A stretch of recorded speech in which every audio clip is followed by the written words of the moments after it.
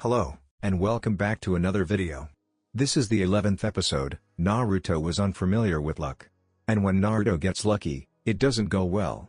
When Naruto is beaten on a stormy night, something strange happens.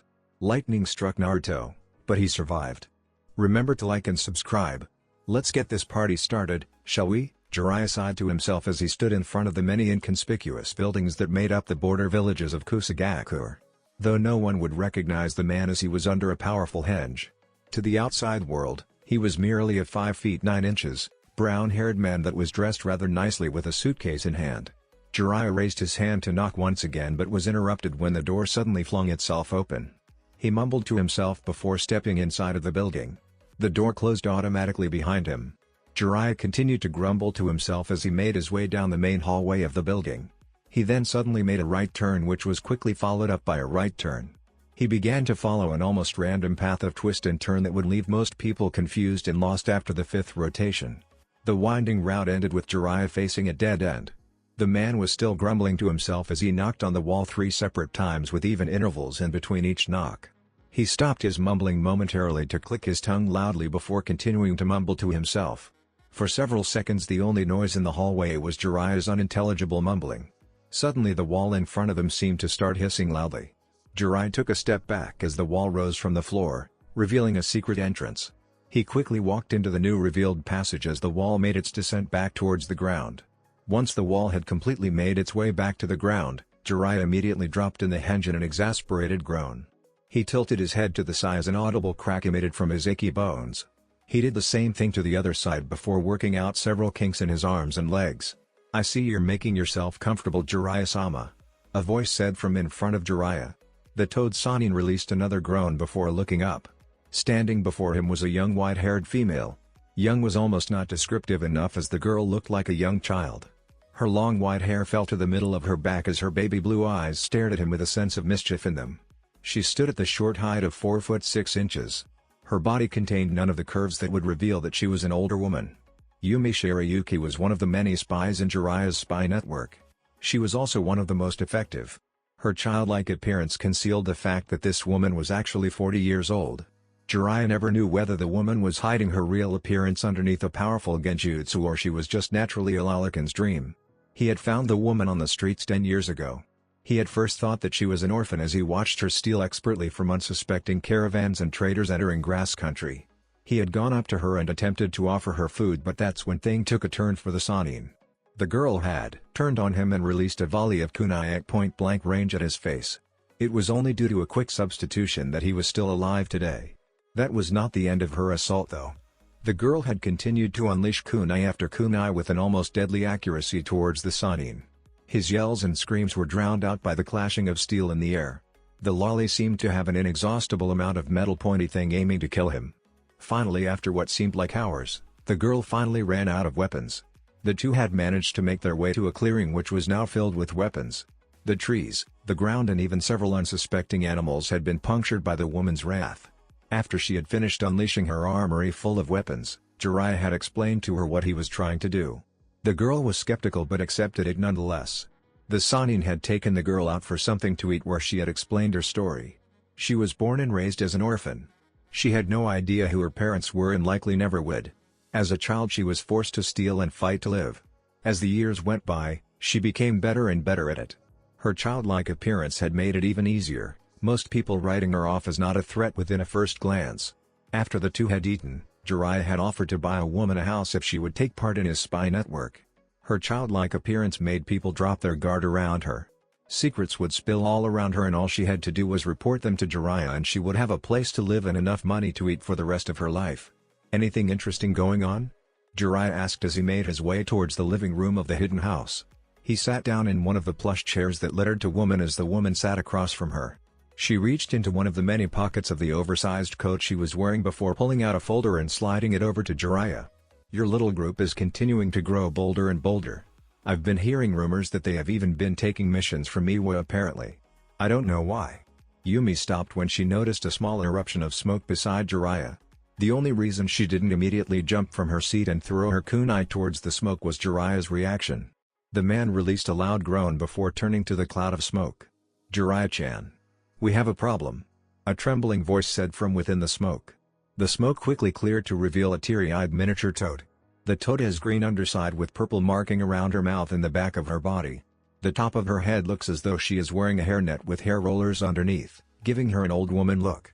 Her eyes were filled with tears as she let out small sniffles. "Ma. What are you doing here?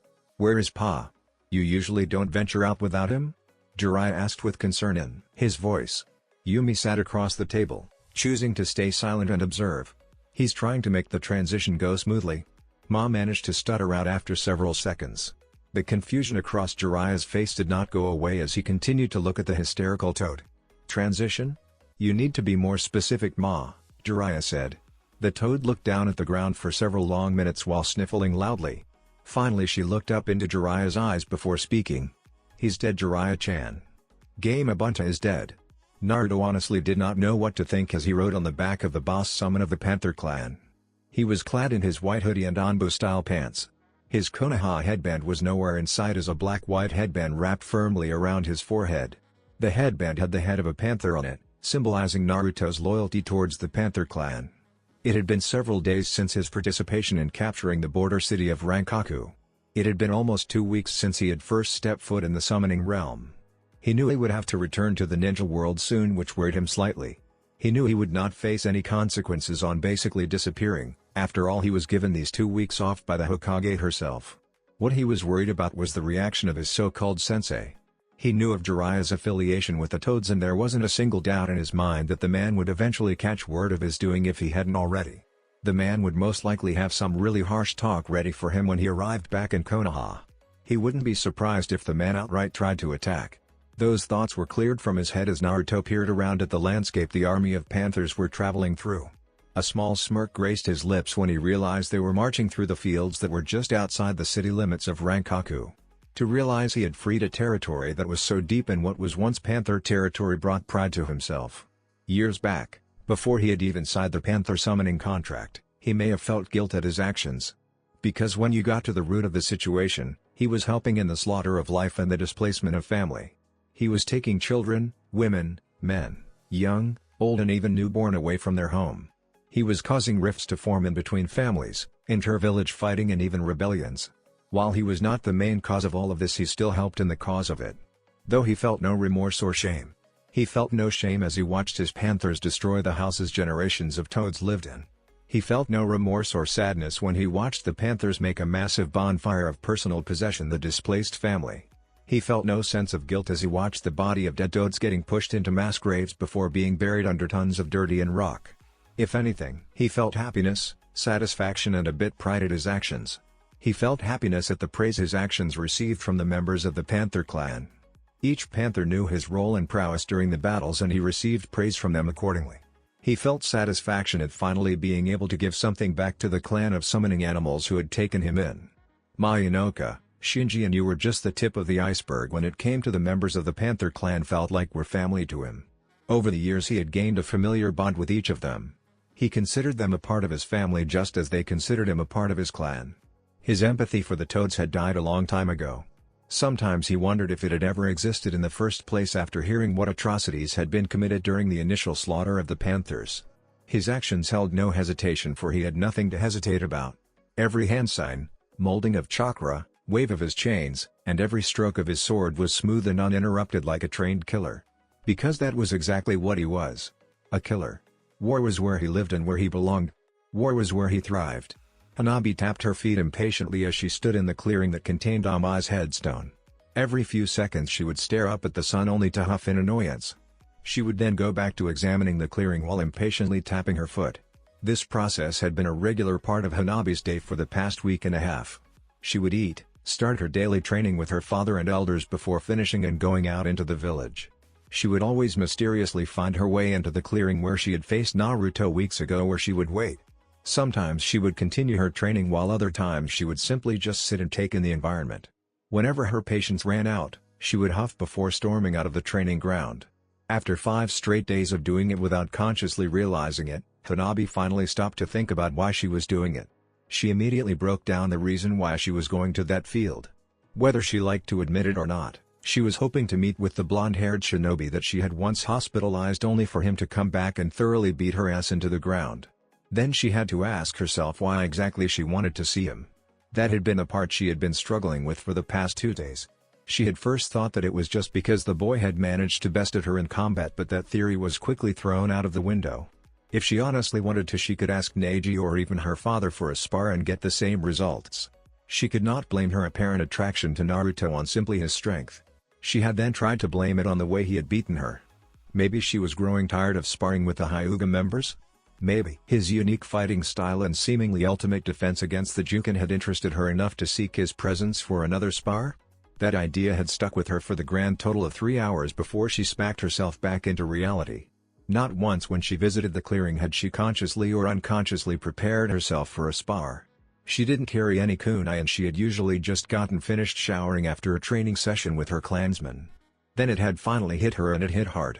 Whether she wanted to admit it or not, it was the words he had said to her the last day he saw her that had such a profound effect on her.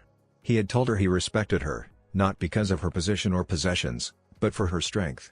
Even if it was mental or emotional strength, he still respected her for it. It wasn't respect she had earned from being her father's daughter or from being the heiress of a clan. It was respect earned from her own strength. Those statements he had made that day touched her, whether she wanted to admit or not.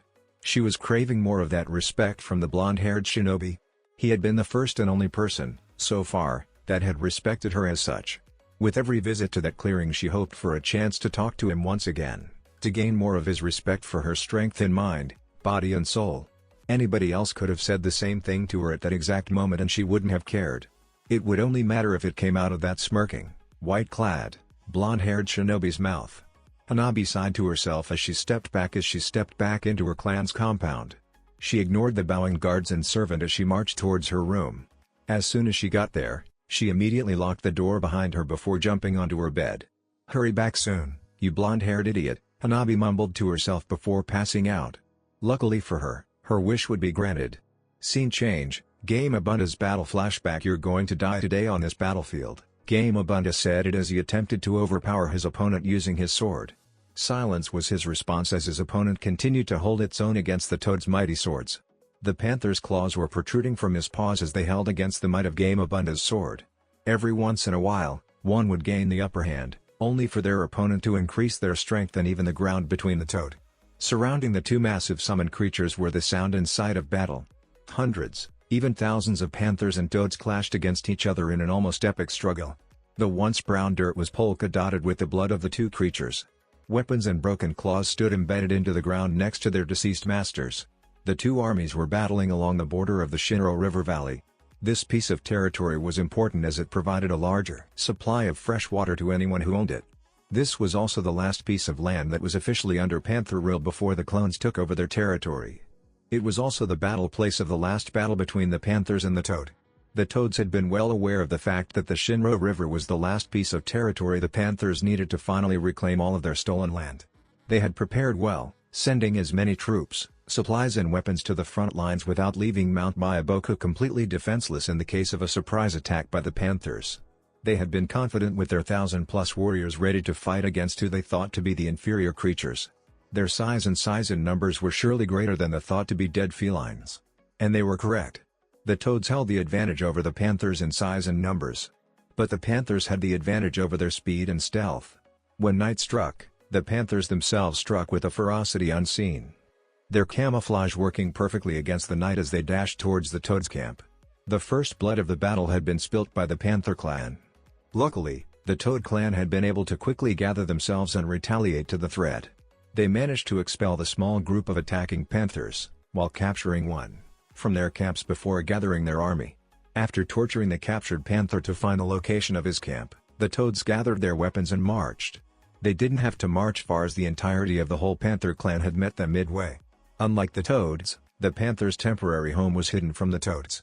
They could afford to move all of their eligible warriors to the front line for this one final push. The Toads were shocked at the sheer numbers the Panther army contained. While most were young and seemed inexperienced during war, the Toads could still sense their battle lust all the way from the other side of the field. Loud growls and the steady pawing of the ground had filled the air moments before the battle had begun. The two sides clashed in the middle of fields with the sounds of battle cries and roaring filling the air. The toads almost immediately began to overwhelm the army of toads, their size and battle experience playing majorly in their favor. A large number of panthers had been slaughtered during the very first minutes of the battle. Then Naruto had struck with his slowly charging Rantan. Dark and thick clouds filled the sky over the toad army. The summoned creatures were so caught up in their battle that they didn't even notice the obviously chakra-generated clouds flying above their head. Their ignorance became their doom when Naruto released the pent-up chakra in the form of pure blue beams of energy shooting from the heavens. The attack would have made for a beautiful sight if it wasn't burning and scorching through the skin of every toad it touched. The toads were forced to momentarily retreat from the battle in order to dodge the hail of condensed chakra. Their retreat costed them as the panthers pressed their advantage and attacked the distracted toads. Their speed played to their advantage as they glided around the distracted toads and struck with an almost ravenous fervor. Every attack they landed was crippling or fatal. They aimed for the throat, ligaments, vital organs and even testicles. They held nothing back and fought with all of their ferocity given to them through their heritage as panthers. It was this same ferocity that managed to make this battle last until the early hours of the morning. The panthers suddenly stopped struggling against the toad's sword, letting the toad and his weapon stumble behind him slightly. He quickly flashed his claws once again before raking them against Gamabunta's back. The panther was quickly forced to jump back when the toad spun out of its tumble and sent her sword flying towards Yu's face. The toad scored a large cut that stretched the length of the panther's cheek. "You are outnumbered and outskilled, Bunta. You cannot afford to bring down all of your troops from that mountain top. You and your toads have grown weak from years of peace and no opposition. This battle will end with your troops and your head lying on the ground. Withdraw yourself and your troops now and save yourself the time." Gamabunta's grip on his sword increased to monstrous levels as the thin slab of steel began to shake in his hand. His anger at the toad just dismissing his family and warriors were infuriating to him. The toad's frustration was clear in the way he moved as he jumped several hundred feet in the air. His cheeks puffed up to abnormal levels, even for something his size, before he started expelling copious amounts of oil down from his position in the sky. The rain of oil was quickly converted to fire with a quick usage of Katan, Enden. Yu continued to look up at the sky even as the flames approached his massive frame. The panther's muscles tensed before he leapt into the air towards the flames. Gamabunta's eyes widened to astonishing proportion when the panther jumped on the air as if it was solid ground through a piece of his rain of fire. The panther's fur was set ablaze, but that didn't seem to hamper its movements at all. The panther continued to jump his way through the air towards the now descending toad. Gamabunta's only option was to hold up his sword in a mock defense due to his lack of mobility in the air. Yu seemed to dance around the pathetic defense before bringing both claws down onto the toad's neck. Gamabunta released a shout of pain as his descent towards the ground increased tenfold. Yu began to gently descend from the ground just as the toad's massive form slammed harshly into the ground, creating a crater that seemed to be a mile wide. Optional insert song, "The Night" by Disturbed. Yu's feet touched the ground just as Gamabunta started to crawl his way out of his personally made crater. The toad's clothes were ripped beyond belief while he was using his sword to hold himself up. Blood was pooling out of the wounds on the back of his neck while his front was littered with small cuts and rips. If you haven't already guessed, my affinity is wind. I've spent years in a cave mastering my control over the element. You were a fool for going into the air, Yu said as the fire covering him seemed to extinguish itself. Gamabunta glared at the feline as his tail waved almost lazily behind him. "I'm not finished yet, you bastard. I am not the boss of the Toad clan just because of my heritage," Gamabunta stated as he stood to his full height. He raised his sword to the sky as the slab of metal seemed to leak a clear liquid from the many non-visible holes running along its length. Yu watched as the toad allowed the liquid to cover the length of the sword before he breathed fire on it. The liquid was obviously flammable as the blade was immediately set aflame. The toad began to whip his sword around as the flames increased in length. The handle of the sword became almost like a whip as the flames lengthened to ridiculous lengths. Gamabunta flicked his wrist, sending the whip of flame slamming into the ground. Dirt and rubble were thrown into the air as the whip devastated every piece of land it touched. Yu was forced to jump from his position as the toad sent his new whip aiming straight for his feet. He cursed inside his head at how he could feel the heat coming from the whip even as he jumped. That was going to be a pain to dodge. "I told you I wasn't finished," Gamabunta yelled as he continued to send the flames aiming towards the panther's form. The feline's ability was put to the test as he was forced to dodge the lethal weapon of destruction. He never once left the ground, not trusting his own ability in the air against the toad's obvious proficiency at the usage of a whip. Even with the tiniest of movements with his wrist, the toad could manipulate the flames to a degree Yu had never seen.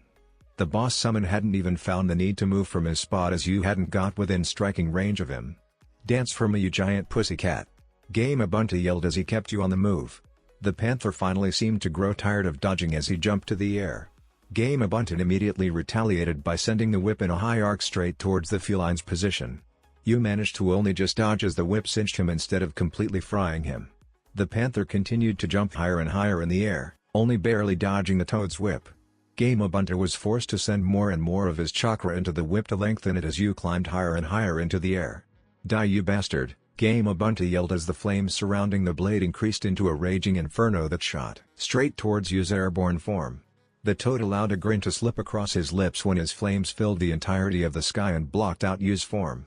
Every soldier on each side looked up in shock at the giant inferno of flames shooting towards the sky. The light cast around across the battlefield seemed to only increase in intensity as the flames summoned by Gamabunta seemed to overpower the sun itself. Gamabunta didn't have any chance to enjoy his victory as he was forced to use his flame-covered sword as a shield to block from the attack of a surprisingly alive Yu. The panther didn't have a single patch of singed fur on his body as he once again locked his claws against the toad's sword. You should know by now how we fight by now, Bunta. We're hunters, we're stalkers. We are the greatest hunters on this summoning plane. And you are my prey. Gamabunta's eyes widened in shock as he suddenly felt no resistance on his sword. The Yu in front of him seemed to fade from existence as he felt a small slash against his back. The toad quickly twisted around only to see the two fighting armies in the distance. You're too dependent on your eyes. A voice whispered into Gamabunta's ear. The toad turned around while swinging his sword, only to hit nothing but air. He quickly twisted around to meet the same results. You're trapped in my illusion. You've already lost. Gamabunta immediately flared his chakra, but the world around him stayed static. The flames around his sword died out as he started to spin in place, trying to catch of his opponent. Gamabunta knew the second he let his opponent out of his sight, he had made a mistake. He had been hoping that his last attack with his sword had managed to finish or at least injure the toad enough to cut down his agility. No matter how much he boasted, Bunta knew that his feline counterpart held the clear advantage in agility. Their stealth and speeds were leagues above his own and there was no way he would be able to outmaneuver the panther when he was at his best. Look behind you. Gamabunta turned around and saw Yu's claws coming towards his face. He quickly raised his sword only to be shocked when the claws faded right through his sword and himself. He quickly turned around and saw another Yu sprinting towards him. Gamabunta's cheeks bulged to extremes amount before expelling a concentrated jet of water towards the copy. To his shock, the jet of water ripped through Yu, making the panther disperse as if he wasn't there at all. Stop hiding, you coward, Gamabunta said as his sword was once again covered in flames. All around him, copies of Yu stood motionless besides the swaying of their tails. The panther's piercing yellow eyes frustrated the toad to no end as the copies just sat there staring at him. Die, Gamabunta shouted before plunging his sword into the ground. A massive wave of flames expanded from his position. The all-consuming flames of destruction stretched towards the panthers at almost breakneck speeds. The scorched ground was an indicator of just how intense the flames were. Gamabunta's eyes immediately went to the sky when he saw that one of the copies jumped to the skies to avoid the expanding walls of flame. The toad pumped as much chakra into his blade as possible before flicking his wrist towards the airborne Yu. The whip of fire was sent screaming through the air before wrapping itself around Yu's wrist. With a slight grunt and exertion of his muscles, Gamabunta pulled the panther down back to earth. He increased the output of his chakra to the blade, forcing the raging inferno to turn into a blazing firestorm. He could hear the panther's tortured screams coming from the crater he had created as the flames burned the panther's fur and skin. Gamabunta quickly frowned when he felt the air around him electrify. He immediately cut the flow of his chakra from his sword and jumped away just as a bolt of lightning struck the spot where he once stood. Relief did not come to him, however. As soon as his feet touched the ground, another lightning bolt descended towards the sky straight towards him. His mighty legs tensed before he jumped backwards just as bolt struck the ground. Gamabunta landed on the ground with a mighty shake before taking off towards the blonde-haired shinobi. The toad stopped 100 feet away from the boy before shooting a stream of water towards the prone boy. He immediately regretted the action when he felt the inside of his mouth go numb as the boy electrified the water as it came shooting out of his mouth with a quick lightning jutsu. The numbness in his mouth was the least of his worries as he saw a shadow descend upon his form. He quickly turned around and saw a slightly burned Yu descending from the sky above him. The panther's fur was burned and in some areas were completely burned off. His claws, however, were in perfect condition as they descended towards Gamabunta's throat. The toad sidestepped the panther's attack only to let out a loud hiss of pain as he felt an intense burning feeling on his back. He had no time to see what had hurt him as Yu was once again on him. The panther seemed to have abandoned all ideas of stealth as he struck at Gamabunta with a fierce ferocity that Gamabunta could not match in his injured state. Every once in a while he would feel an intense burning sensation spread across his back, adding even further to his pain and misfortune. Gamabunta knew that he had been defeated when you had disarmed him. When he went to grab the weapon, the slab of metal flew away from his grip and towards the blonde-haired shinobi. His fate was sealed when he felt the boss of the Panther clan press his paws against his limb. "I told you that this battle was lost, Bunta. Your pride will be the cause of your death and the death of every single toad present on this battlefield," Yu said while staring down at the defeated toad. The panther's eyes were drawn to an approaching form in the shape of his summoner. The boy's clothes were ripped, most likely from some close calls during the battle. He looked to be on his last leg, on the very edge of chakra exhaustion as he climbed his way to the top of the boss panther's head. Yu gave a small nod before speaking once again. "You will die today. Your grave will go unmarked as you will be part of the mass burial that all members of your army will participate in. Your dying legacy for generations to come will be the foolish amphibian that got his army and himself slaughtered by a clan once thought to be dead. I'll make sure of that," Yu said before sending his claws streaking towards the toad's throat. Minutes later, Yu strode towards the battleground covered in the blood of the enemy. Whether the toad army knew it or not, their battle had been lost. "I delegate to you the responsibilities in ordering the food for the annual feast. You will have to travel across Konoha to the Akimichi compound and personally ask them to supply the food. While there, it would be best for you to ask for some manual labor to deliver said food. If they cannot, go see Hokage-sama and petition a D-ranked mission. That should take care of." Hanabi sighed to herself as she finally found the energy within herself to drown out her father's talking. It was only 8 o'clock in the morning and the man was already performing his duties as clan head. Due to his own activities inside of the walls of the clan compound, he usually delegated tasks to high-ranking members of the clan. This was just one of the many duties that were handed out. The heiress usually wouldn't had a problem with this if it wasn't for the fact that she was called in middle of her breakfast. The girl picked endlessly at her rice while her father continued to rattle off instructions to one of her many cousins that littered the compound.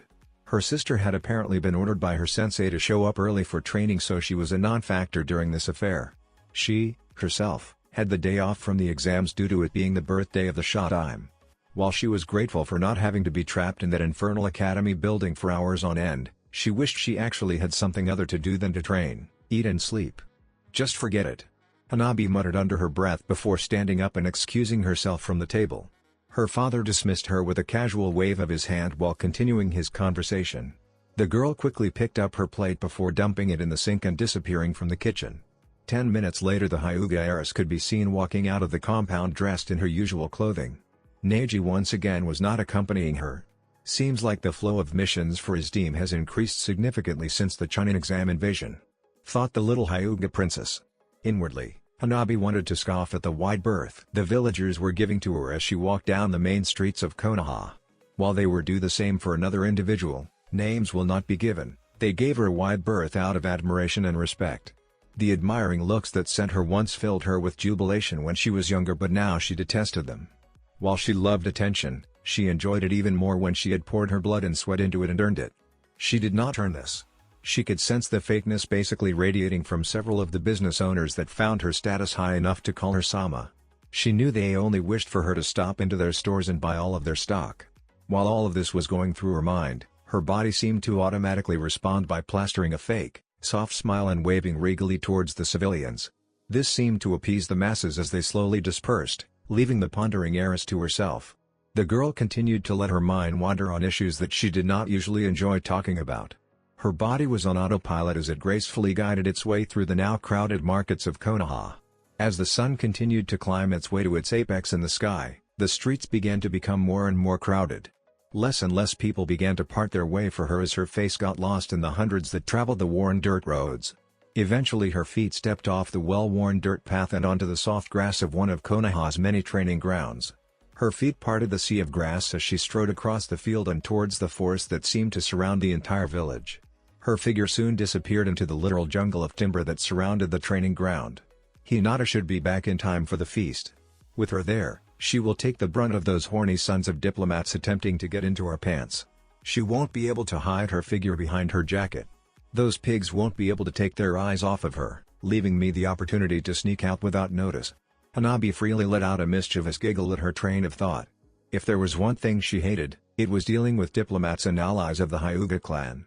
Her and her sister constantly had to deny offers from children her age to men that could be her father's father. Each time an offer was made, she had to restrain herself from sending a chakra-filled palm strike to the offender's chest. To finally have an opportunity to escape those meetings would be absolutely amazing to her. Hanabi blinked owlishly when her lips promptly met the bark of a tree. She released a small huff before finally looking around at her surroundings. Seemed she had gotten lost in her thoughts and her body had once again taken near the clearing where she had last seen Naruto. The girl released a small sigh as she looked around the clearing. "I hate it when I do that," Hanabi said to herself before turning around to exit the clearing. She froze when she heard a thick voice come from the other side of the tree. The voice seemed calm, almost non-caring as it talked with a rather rabid and seemingly pissed-off voice. She pushed chakra into her ears and strained her senses as she attempted to decipher who the two voices are and what they were arguing about. "How? You? Toad? Dimension?" Her ears could pick up short, choppy phrases coming from the rabid voice as it continued to yell its disapproval. The girl slowly began to push forward, trying her best to recognize the voices that were coming from the other side of the clearing. After a few seconds, she almost wanted to slap herself at her stupidity. "Byakugan. Duh," Hanabi whispered before cutting off the flow of chakra from her ears and routing it to her eyes. The veins running along the side of her bulged as the lavender-white irises became more prominent in her eyes. She quickly poured more chakra into her eyes to peer through the thick foliage of her tree. The first chakra signature she noticed was obviously the smaller one. Hanabi could tell that it was an adult due to his chakra coils being full-grown and showed signs of wear and tear. The man held a fire element alongside a white element. He had an impressive amount of chakra, but it was nothing compared to his companion. His chakra was staggering to say the least, almost completely blinding to her eyes.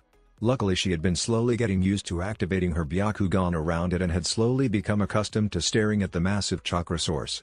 The chakra flowed through the man's coils at lightning-fast speeds. The energy never stopped once, always flowing and always moving throughout the person's body. Hanabi let a small smile cross her face for a split second before she frowned when she noticed the smaller source of chakra began to build up some in his mouth. Her face turned to shock when she saw the man unleash all his pent-up chakra in a blast of water. Naruto sucked in a big breath of air as he stood in the middle of the large clearing. His jacket was nowhere to be found, with only his white Onbu-styled pants covering himself. A soft wind blew through the clearing, picking up several leaves and softly swaying his hair. This was to be the second day Naruto had returned from his journey to the summoning realm. 2 days earlier he had awoken to rampant celebration in the war base of the Panther clan. News had traveled that with the help of you, Naruto and the rest of the Panther army, the Panther clan had officially won back all of their ancestral land. When the Panthers noticed his consciousness, they quickly swept him up and began celebrating with him. The blonde-haired boy managed to last a total of 5 hours before the exhaustion from overusage of his chakra and battle hit him. He quickly located the calm and collected Yu, who seemed to be content just to watch and enjoy the party. The two conversed for several minutes before Naruto told the Panther of his plans to return home. After packing all of his supplies and saying his goodbyes to everyone that was not drunk out of their minds, Naruto had been reverse summoned back to his dimension. He appeared in the middle of his living room before immediately passing out. The exhaustion from exiting a dimension and getting interrupted in the middle of his sleep had hit him once again. He didn't even make it to the bedroom as his legs collapsed under him in the middle of the living room. He slept for 16 whole hours before he even began to stir. After replacing all of his rotten food with a henged clone, he began to gorge himself with every single type of food he could think of. While fighting alongside his panther brethren was fun and exciting, the food they ate wasn't exactly amicable for his stomach at times. To finally being able to eat human food once again was a blessing to his stomach and the rest of his digestive system. After immediately clearing out his fridge once again, he decided to walk his way through the village during its earliest hours. He couldn't help but keep a smirk on his face at the disgruntled look on the villagers' faces when they saw him walking through the village after his long hiatus. They obviously had enjoyed his little departure, and now that he was back, they were making their irritation known. If only they knew he actually enjoyed seeing the disgruntled looks on their faces. After taking some time to antagonize the villagers with his presence, Naruto quickly diverted himself from the main market path and head towards the training grounds. While he did enjoy the fact he could make a whole entire village squirm with discomfort with his mere presence, he also enjoyed being alone from it all. His body seemed to agree with his mind as he unconsciously made his way towards Amai's clearing, as he started to call the clearing he visited so often. He allowed a small smile to grace his face as he stepped foot into the relatively calm clearing. The lake that Amai's headstone was settled upon was still making it look more like a lake of ice. "It's been a while," he said to himself before walking towards the tombstone. His hands grazed the stone tablet as he released a small sigh. He raised his hand from the tombstone and began to strip off his jacket and his top.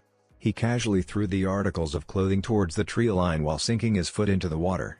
His leg followed his foot and the rest of his body followed his leg. Soon his whole entire body was submerged in the cool water. For the next hour, Naruto simply swam on the surface and underneath the water. No pattern could be discerned from his movements as he swam from end to end, from the surface to the bottom and even in circles at time. To the outsider, he was only just enjoying a swim in the large lake. Though to him, Naruto always had a purpose in his actions. I wonder how much longer he's going to wait to reveal himself. Naruto thought to himself as he made his 5th lap around the pool. After making a full revolution once again, the teenage boy seemed to have enough of swimming as he slowly climbed his way out of the pool.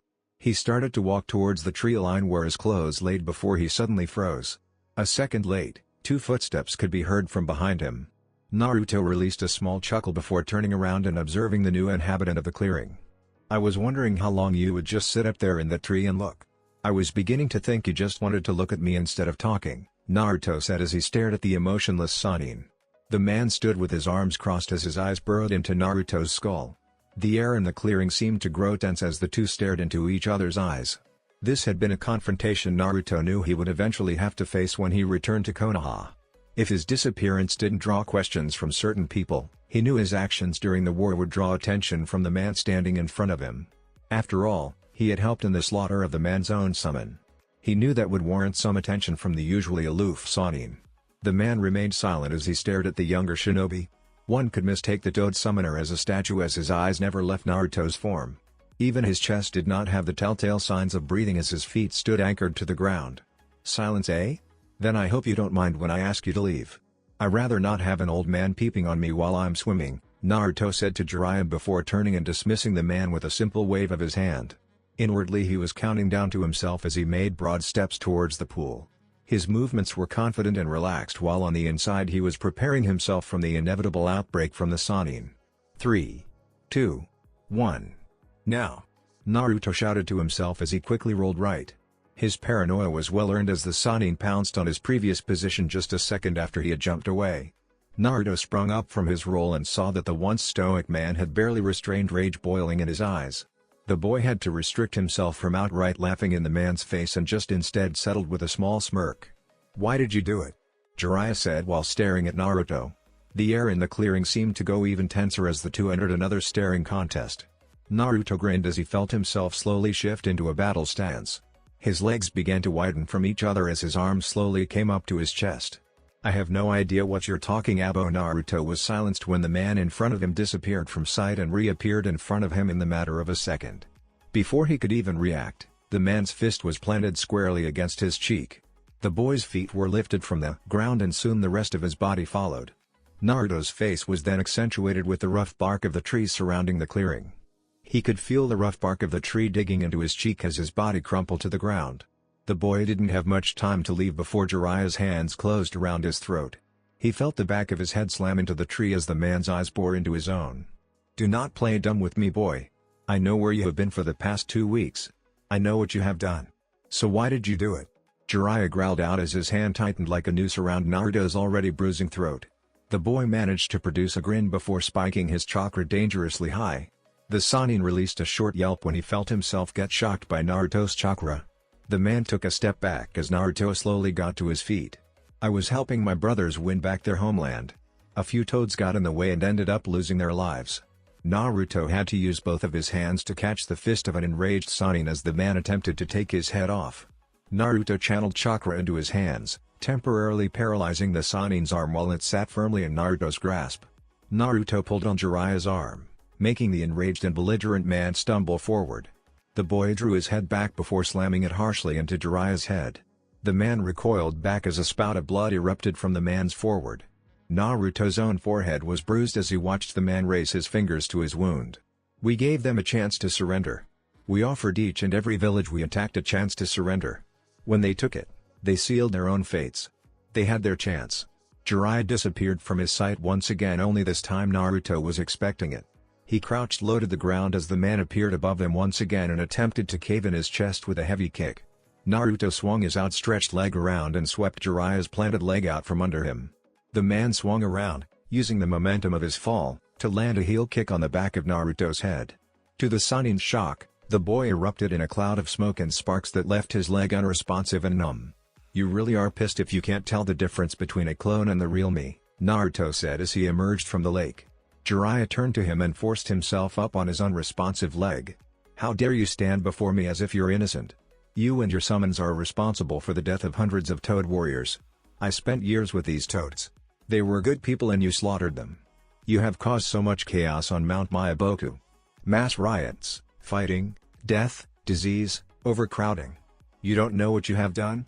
Do you know what you have caused?" Jiraiya yelled at the aloof boy. Naruto stared at the man before sighing and speaking once again. "I caused nothing. I did not force those Toads to riot. I did not force them to fight. We gave them all a chance. Also, these Toads you speak so highly of weren't so perfect. Do you know the number of atrocities they occurred when they took over the Panthers' territories? They killed innocent men and children out of fear for revenge. They pillaged and burned everything that wasn't theirs. They even attempted rape. What I did was justified and you have no right to attack me for such," Naruto yelled while staring at the enraged man. Seconds later, the boy wanted to heave up all that he had ate as a water bullet slammed into his stomach and lifted him off of his feet. He was thrown back into the lake as the full brunt of the attack struck him. Jiraiya watched as the younger man's back slammed harshly into the lake. His breathing was labored as his anger took control of him once again. After several seconds, the man sighed before straightening his back and getting control of his breathing. "I can't let my anger control me. I may end up killing the brat," Jiraiya muttered to himself as he watched the surface of the lake. After several seconds, he started to approach the shore as worry started to flutter through his system. "What the hell is taking him so long?" Jiraiya said to himself as he crouched towards the surface of the lake. He strained his eyes to try and see into the calm surface of the lake. The still surface was broken as a fist emerged from the water aimed towards Jiraiya's chin. The man's reflexes allowed him to escape the attack with only the tip of the knuckle clipping his chin. He quickly landed in a crouch as he watched a soaked Naruto land at the shore of the lake. Several sparks was coming from the boy's skin as he stared at Jiraiya. "What are you going to do now, Jiraiya? Are you going to kill me, the village's Jinchuriki? Are you going to avenge your Toads? What are you going to do?" Jiraiya looked conflicted as he stared at the younger boy with his arms outstretched. Game Ubuntu along with hundreds of Toads had been cut down by the Panther clan and the boy standing in front of him. Part of him was screaming for him to kill this boy, to end his life for the ruthless killing of the creatures he held so close to his heart. The other part of him, the sensible part of him, was telling him he couldn't kill the boy. No matter how much he wanted to, the repercussions would wait out any sort of satisfaction he got from killing the boy. The Kyuubi would be out of Konoha's grasp, he would soil on his students' wishes and dreams. Although he was not loyal to Konoha, he would still get thrown in jail for killing a Jinchuriki and finally Tsunade would rip him a new one asshole. Even with all of this weighing on him, it took every ounce of his strength not to lash out and kill the boy. "Consider your training under me over.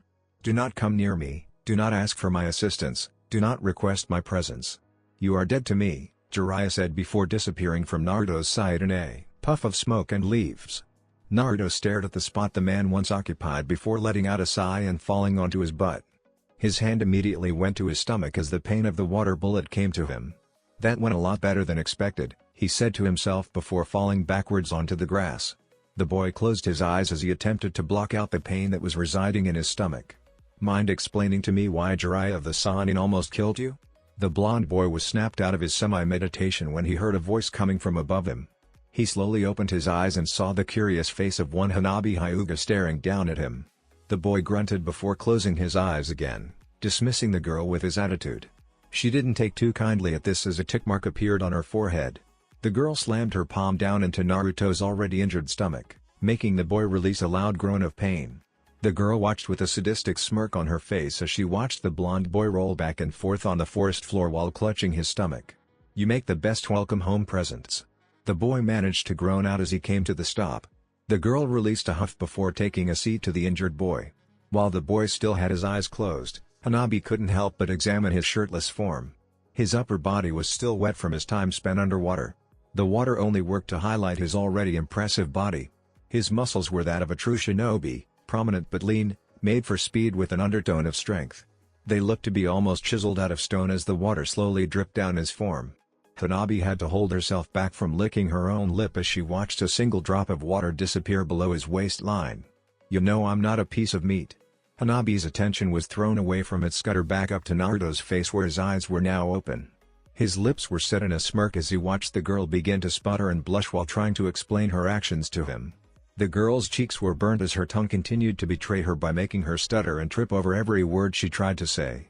Her embarrassment reached even heights when the boy in front of her erupted into a fit of laughter. Her cheeks burned an even brighter red as Naruto's laughter stung her ears. She ended up with turning her back to Naruto in an attempt to save the rest of her dignity. "It's so easy to tease you." The boy was forced to roll over again as Hanabi struck the ground with a full chakra-powered strike towards his chest once again. He hopped to his feet as the girl began to chase him around with her palms blazing with chakra. He ducked, rolled and zipped his way through the clearing as the girl tried her best to end his life with her Juken strike. All the while, he had a smile on his face as he laughed and teased the girl about her blush and sputtering she had displayed only minutes ago. While the sputtering gave way to loud curses not befitting of an heiress, her blush remained ever present on her cheeks. The two spent the better part of an hour running around the clearing as Hanabi attempted to kill Naruto and he only antagonized the girl further. After the hour was over, the two collapsed to the ground, sweating and exhausted.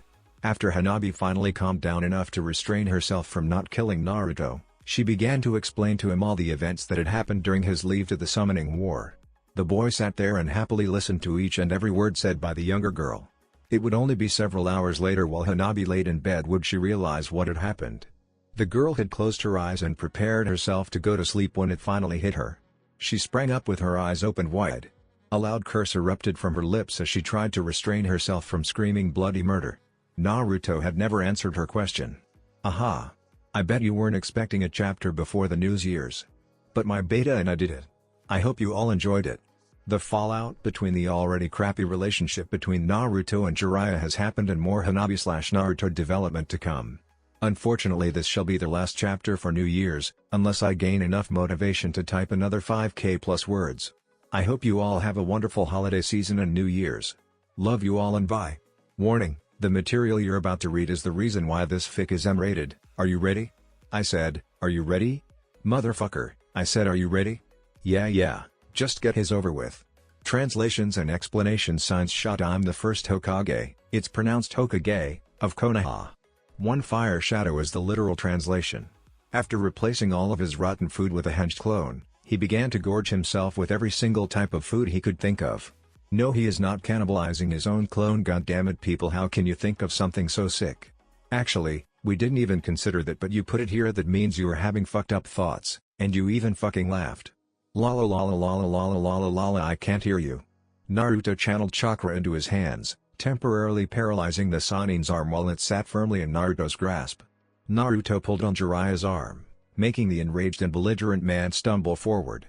Hello kids, are you ready for your daily dose of mental scarring? Well, let's replace some of the words here, shall we? Naruto channeled chakra into his hands, temporarily heating the Sanin's tool while it sat firmly in Naruto's grasp. Naruto pulled on Jiraiya's donger, making the enraged and belligerent man stumble backwards in pleasure. Da what if series and random fodgleshbom like dude, I can't wait till the lemon chapter comes, then finally reading 50 Shades of Grey should pay off. Nah, dude, it will be already written, you just gotta spell check it. And don't even think about writing an extra lemon here in your notes, the author already thinks you're cray cray. Sigh, well I won't write the lemon, I will just improve it. Oh hell no. You're not going to replace Hanabi with some dude just to piss of the readers. But you don't understand. When you live under a bridge and eat ice, you just don't get amusement regularly, so you gotta savor every moment of it. No is a no. I don't care if you're my fucking grand shemale father and the T-Rex himself, you will not furthermore piss of the readers, especially not with yaoi. 1. How do panthers reproduce? Lost my virginity to a goat. I was working at a bird sanctuary and they had some goats and sheep there. I was left to close up one day and I thought I'd stay around because the weather was awesome and it was so peaceful. I got horny and decided to act on all the animal porn I'd watched and found so fucking hot. I tied one of the goats up in one of the hay barns and fucked it bareback in the ass. It was fucking amazing and I was shit scared too. My dream, I sexually identify as an attack helicopter.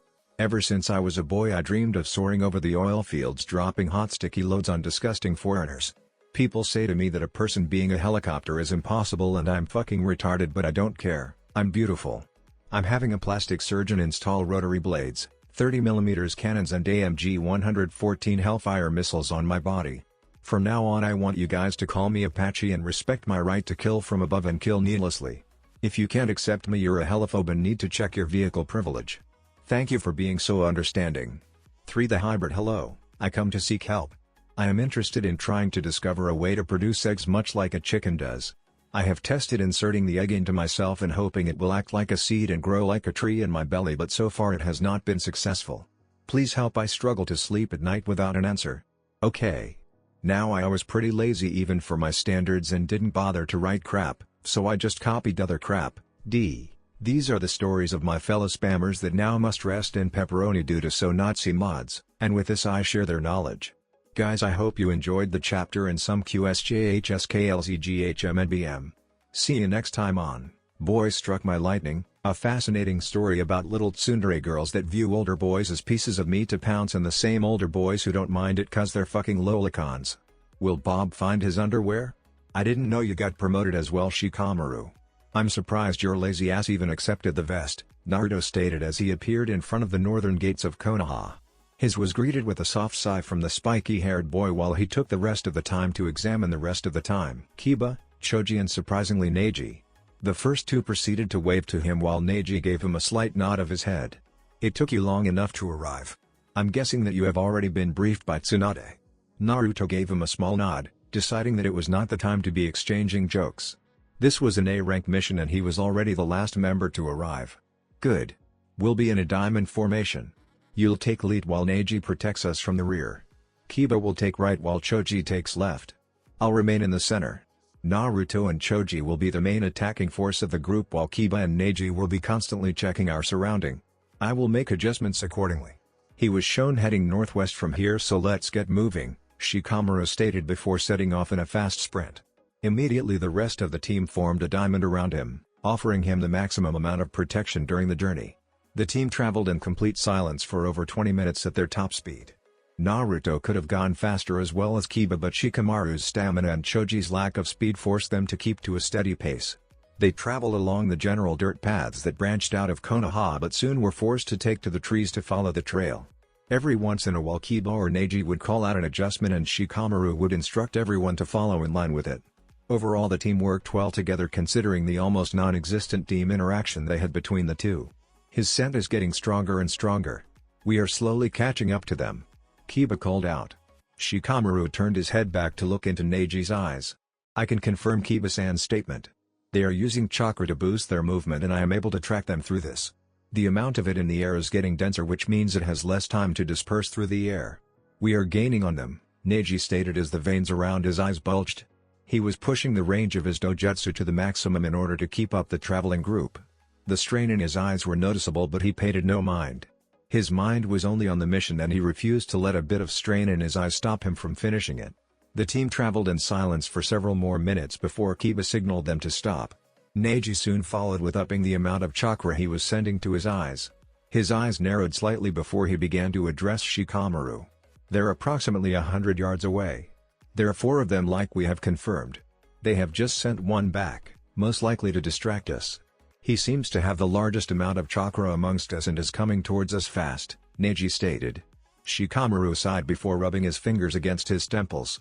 The team stood in silence for several seconds as the steady sound of rustling trees came closer and closer to them. Naruto is the main combat specialist of the group, so it will be your job to engage first. Crippling moves if available, but your job is to mainly test the waters when it comes to his abilities. From there we can decide to divide or gang up on him to end the battle quickly. Naruto nodded to the spiky-haired before holding his hand out.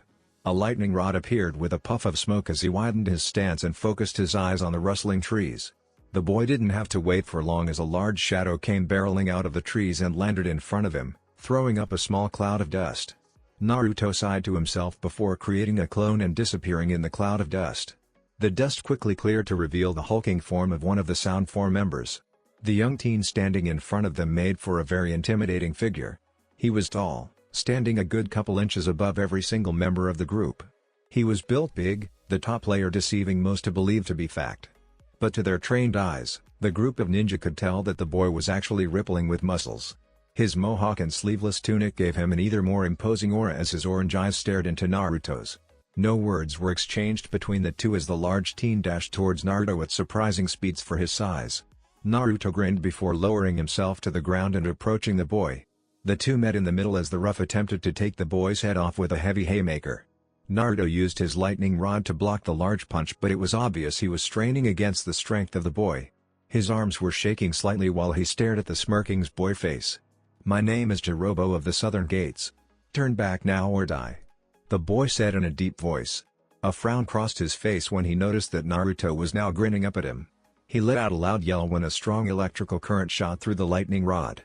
He attempted to move his arm and noticed that they were now responding rather slowly. His observation cost him when he felt an elbow crash into his shoulder.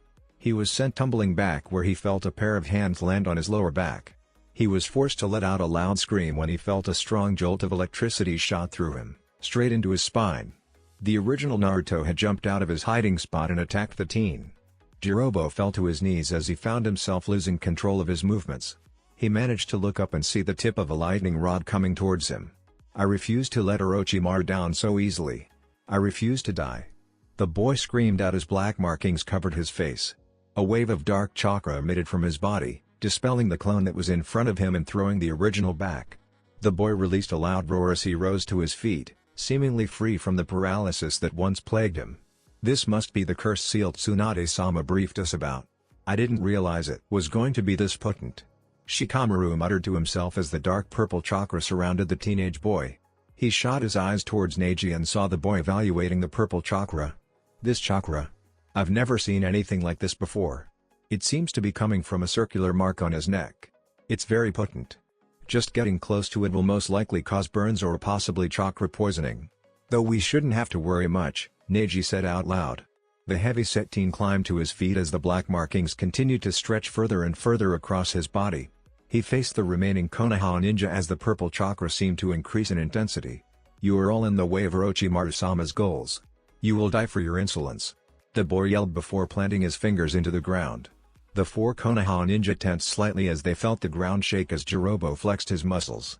They were taken by surprise when, with a large yell, the boy literally ripped a massive piece of earth up out of the ground. A large grin was on his face as he held the giant boulder of dirt, roots and stone in his hands. "You will be Krugak." The boy found his ability to talk taken from him when the tip of Naruto's lightning rod pierced the back of his neck and ripped through the front of his throat. A spray of blood was sent propelling from the wound as the spear ripped through the tender flesh and bone that made up his spine and neck. He attempted to move his arms but found that his body was not responding to his commands. "Your mistake was thinking that the blast of chakra was enough to defeat me. Arrogance is ignorance unless you have the skill to back it up," Naruto whispered into the boy's ear before pulling back his lightning rod. The boy fell to the ground dead with a gaping neck wound being his only injury. Shikamaru looked at the corpse for several seconds before shaking his head and looking up at Naruto. He nodded his head towards the blonde-haired boy before looking over at Neji. "They have not gotten that far ahead. Seems they stuck back for a bit to observe they battle from afar.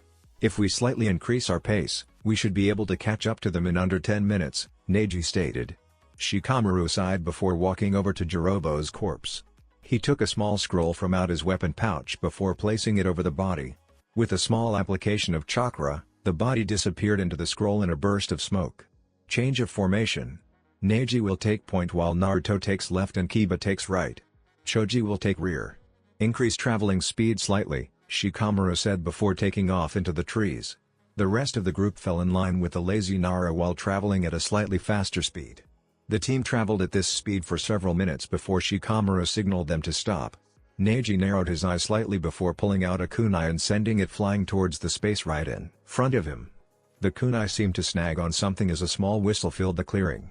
All at once, the world around them started to dissolve and melt before their eyes. One by one they looked down and noticed that their feet were stuck in place as the world around them melted. Genjutsu, Shikamaru yelled out before dispelling it quickly. He looked around and saw that Neji had managed to snap out of it as well as Naruto. The two turned back and were about to help Kiba and Choji dispel their own but were interrupted when a massive shadow covered them. Naruto could only watch as a demonic being of a monster smashed down into a tree. Kiba and Choji were sent tumbling towards the ground, still trapped in the sound-based genjutsu. He could only watch as the two boys flopped harshly against the ground. The blonde-haired boy managed to rip his eyes off of his comrades to take notice of the hulking being in front of him. From a first glance, Naruto could already tell that the being in front of him was no human. It wore a dark green full-body suit. Its hair covered the entirety of its face and head. A purple rope was tied around its waist while he held a massive spiked club in another hand. "What the hell is this?" Naruto asked while jumping even further away from the creature. He landed on the branch that Neji and Shikamaru were occupying. The massive creature seemed happy to just wait and watch them as it clung to a branch. "I don't know, but I can tell you that it's not human. There seems to be a humongous amount of spiritual energy inside of them, but their body is purely physical. I would recommend we face them with caution," Neji said while staring at the creature. Shikamaru said nothing as he continued to stare at Choji and Kiba lying uselessly against the ground. The two were alive but still trapped in the genjutsu and most likely injured in some way from their fall. "Our first priority will be to try and awaken those two from their genjutsu. With more firepower we will be able to safely count." Shikamaru was interrupted when he heard a loud bark come from down where Kiba and Choji were lying. He looked down and to his surprise he saw Akamaru climbing out of Kiba's hood. The nin dog looked to be completely unaffected by the genjutsu or had managed to break out of the genjutsu unlike his master. The dog looked up at the trio before barking and biting his master's ass. Kiba's eyes snapped open before he let out a loud scream. He shot up and sent an accusing look towards his dog while Akamaru was already trotting towards Kiba. Instead of biting the heavy-set boy, he instead licked his face until he responded. "Akamaru is in the running for MVP of the mission after pulling that off," Naruto stated while looking down at the two. He watched them run up a tree and land on the same branch of them. They seemed relatively uninjured, excluding the small bruises and scratches they sustained from their fall. Shikamaru had to hold a sweat drop at the comment before turning back towards the demonic figure. The creature sat there, seemingly staring at them while swinging its club back and forth. "Its job isn't to harm, it's to delay. Another member has broken off and I can't seem to find him, but the rest of the team has moved forward. It's safe to assume that the member who broke off from the group has summoned or is controlling this creature. He or she is probably disguising her presence with a sound-based genjutsu," Neji stated. Shikamaru sighed before beginning to rub his temples. Meanwhile Naruto stepped forward and continued to stare at the creature. A small smile graced his face after several seconds of observation before he turned to Shikamaru. "I think I have a solution for our problem," Naruto stated before going through a set of hand signs, not even waiting for Shikamaru to speak. He bit his palm before slamming it against the ground, surrounding the group in a puff of smoke. The smoke cleared quickly to reveal a trio of panthers resting on the branch the Konoha ninja were occupying. The panthers seemed to descend in size with each one. The biggest one seemed to be thicker than the branch itself and was almost 3 times taller than Naruto himself. The panther's eyes were blood red while its fur was a pure white. The second biggest panther was more around Naruto's height. Its fur was a dark purple while its eyes were a leering yellow. The smallest panther only came to Naruto's knees while its fur was a midnight black. Nar the biggest panther started. Uro the middle panther continued. Sama, the smallest panther finished. The rest of his team looked perturbed at the panther's strange speaking patterns while Naruto just released a sigh. The Kawari Tsupaichi brothers were infamous for tendency to start and finish each other's sentences. They were also famous for their teamwork and proficiency in tracking, hunting and killing. "We need help defeating the demon in front of us and tracking down its summoner. Unfortunately we cannot sense the summoner and we're hoping you'll be able to," Naruto stated. The panthers whispered among themselves for several seconds before the largest panther stepped forward. "As the tracker of this group, I shall sniff out the enemy of my summoner and deal with him appropriately," the panther stated before seemingly faded from existence. Shikamaru blinked owlishly before looking towards Naruto. "He's the tracker of the group? I would expect him to be the combat expert of the group," he questioned. Naruto grimaced before looking at the monster clutching to the tree. Shinoko has one of the strongest nose of the panther clans. He is also nice afraid to rip into his prey without any remorse. "Just sit and wait," Naruto said while looking towards the other 2 panthers. They quickly walked over to him as he held his hand out to them. Naruto began to affectionately rub their scalps as they let out gentle purrs. The odd behavior from their teammate caught the rest of the team's attention. They were not used to seeing this side of Naruto at all. Actually, to be completely honest, they were not used to seeing many sides of Naruto. Their interaction with the blonde-haired boy was close to absolutely nothing when it came to things outside of missions. The blonde-haired shinobi had been an enigma to them that no one had bothered to try and decipher. "Get the fuck away from me!" A loud voice boomed from deep within the forest. The team's attention was ripped away from Naruto pampering his panthers as the trees began to rumble violently. The soft sound of a flute began to play through the clearing as the rumbling became louder and louder. The monster began to twitch and convulse violently as the flute got closer and closer. Suddenly the monster went shooting from the tree, destroying the bark in the process. A small beige blur came shooting out of the tree directly towards the massive demon. The demon seemed to wrap its arms around the demon just as a massive white blur came shooting directly behind it.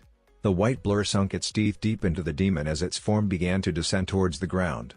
Small spurts of blood came shooting from the puncture wounds as Shinoko removed itself from the demon. "Nice job, Ko," Naruto said while rubbing the panther's leg. The beast gave a content sigh as it began to lick the blood off of its haunches. The boy dismissed the trio of panther with a snap of his fingers afterwards. Naruto's attention was dragged back to the demon as a long string of curses began to shoot from its arms. "Cocksucking, overgrown fucking pussycat tried to take my fucking head off with its claws," a voice shouted from within the confines of the demon's arm. The small sound of a flute played briefly before the demons released its arms from around the figure. The figure was revealed to be a girl with long, untamed, red hair. She wore a black cap with bandaged sides. She also wore a tan tunic with black shorts and standard black shinobi sandals. A flute was clutched in her hand as she glared up at the small group of shinobi. "Is that your pet asshole?" the girl yelled up at Naruto as he continued to rub Shinoko's leg. Naruto nodded his head as the girl growled and placed the flute to her mouth. The group of shinobi tensed as the soft sound of the flute filled the clearing. The demon began to twitch aggressively as it turned its massive head towards the trio. A low growl emitted from its lips as the sound of the flute began to get louder and louder. They were all so distracted by the being in front of them that they almost didn't notice the two massive puffs of smoke that appeared behind them. It was only due to their collective instincts as ninja that they noticed the two hulking figures come from behind them with the intention to wipe them to dust. They all barely just managed to dodge the new demons as they came crashing down into the branch where they all stood. "What the hell is that?" Kiba yelled as it stared at the two new additions. They were both demons that looked similar to the one the red-haired girl had summoned before. One of them had spiked gauntlets that were wrapped around its arm with a black gauze while the other held a massive hammer in its hand. The sound of the flute got louder and louder as the two beasts split off and jumped towards Naruto and Kiba and Akamaru. Naruto managed to disappear in a burst of lightning, completely avoiding the demon that was aiming towards him. Kiba was not as lucky as the demon with hammer approached them at top speed. The demon released a gurgled growl as it slammed its hammer down on the boy. The team could only wince collectively as the hammer smashed the ninja in between itself and a particular thick tree. "Don't lose focus." Choji attempt to overpower the demon protecting the girl while Neji and Naruto distract the two others. Shikamaru yell as the five ninja launched themselves from off the branch. The tune of the flute dipped considerably as the demon protecting the red-haired girl turned and faced the approaching Akimichi ninja. Choji released a loud roar as its arm was consumed with chakra. The demon released what sounded like a huff before it caught the limb in between its two fingers. Choji began to struggle greatly as the demon raised its other hand. The demon let go of its prisoner temporarily only to slam its palm down, crushing Choji in between its palm and the ground. "Wow, you fuckers are more of a pussy than I originally thought," Tuya said as she watched Naruto and Neji face similar fates. The duo of demons had managed to overpower the lightning user and Hyuga prodigy. Not a single bit of them remained as she turned her eyes towards the Nara genius. "Prepare to die, dumbass," the girl said as she raised her flute to her mouth. She hesitated slightly when the spiky-haired boy raised his head to reveal that he was actually grinning. She was taken by surprise when the boy in front of her disappeared in a spray of sparks. "What the fuck?" she yelled as she stared at the small sparks. Her shock evolved even further when she felt a small form slam into her leg. She looked down and saw Kiba's nin dog, Akamaru, clutching to her leg. The dog began to glow a bright blue as it began to burn against her skin. Her last word was a loud curse as the dog exploded in a bright blast of lightning chakra. Almost a full 2 miles away, the group of Konoha ninja hesitated as the ground under them shook violently. They looked behind them and saw a bright flash of light fill the sky where the red-haired girl was. "Sheesh, Naruto, how much chakra did you put into that clone?" Kiba asked while staring behind them. Naruto had his eyes closed as he assimilated the knowledge from his clones. As soon as Shinoko had managed to drag the girl out into the open, Shikamaru had suggested a tactical retreat. While the girl was being shielded by the demon, Naruto had summoned a set of clones to take their place while they continued their pursuit of the group that held Sasuke. The clones were to serve as a distraction while they got some distance in between her and them. The Akamaru suicide clone was a last-minute addition that Kiba had suggested. He figured that the girl would have most likely forgotten or not even taken notice of the small nindog. Naruto merely pumped the clone with a ton of chakra, gave him a weak shell, and hid him among the trees. When the girl and her demons had managed to defeat the rest of the clone, he would get as close as possible before blowing up. Hopefully enough to kill her. Her genjutsu were annoying as hell, Naruto stated before turning forward. The group we have been pursuing has stopped in a rather large clearing. They seem to be waiting for us. They have 2 new additions to their group with relatively high chakra levels. I don't spot any abnormalities or traps laying within the clearing. I advise we prepare for direct combat, Neji stated with a slight narrowing of his eyes. Shikamaru released another sigh before beginning to address the group. Be prepared for anything at this point. We're getting close to the border, so be on the lookout for backup on their part. Expect a tactical retreat if I find that the threat is too much for us to handle, Shikamaru said while glancing towards all of them. They all gave a simple nod in response before turning forward. A collective tension settled over all of them as they got closer and closer to the tree line. They broke through the tree and landed on the edge of the clearing. The clearing was actually more like a large field as it stretched for dozens of yards. It was able to contain the 2 opposing teams with plenty of space in between the 2. Kabuto? The group of ninja said collectively while staring at the spectacled boy.